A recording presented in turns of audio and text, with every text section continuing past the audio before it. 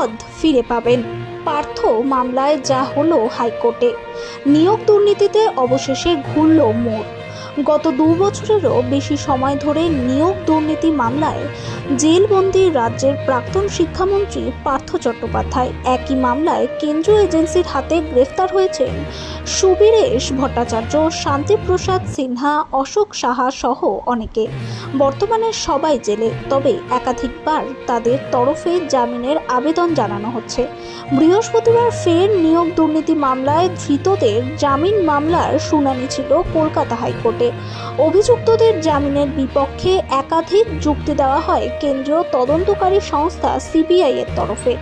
অভিযুক্তরা যথেষ্ট প্রভাবশালী, তাই এরা ছাড়া পেলে তদন্ত প্রভাবিত হতে পারে বলে আদালতে জানায় সিবিআই। এদিন পার্থদের জামিনের বিরোধিতায় জোর সওয়াল করে সিবিআই, বলে চুরিবিদ্যা মহাবিদ্যা, যদি না পড়ো ধরা।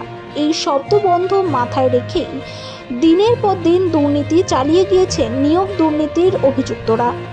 যারা চেয়ারে ছিল না তারাই শিক্ষাক্ষেত্রে দুর্নীতিতে আসল ম্যাজিক করেছে, আদালতে দাবি করে সিবিআই। সিবিআই এর দাবি, অভিযুক্তরা নিজেদের ক্ষমতার অপব্যবহার করে দিনের পর দিন দুর্নীতি করে গিয়েছে।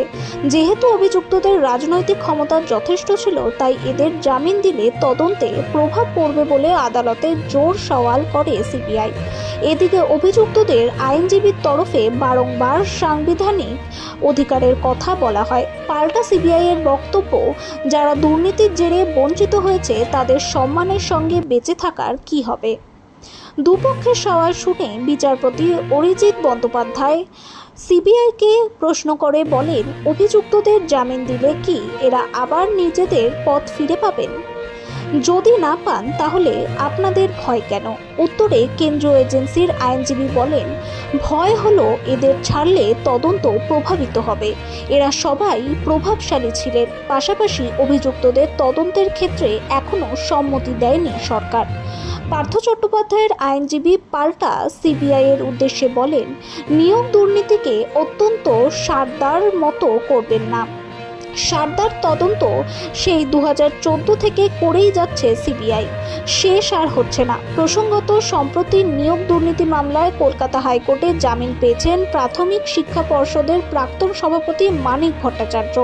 তারপর থেকেই পার্থদের জামিন নিয়ে জোরালো জল্পনা শুরু হয়েছে নানা মহলে।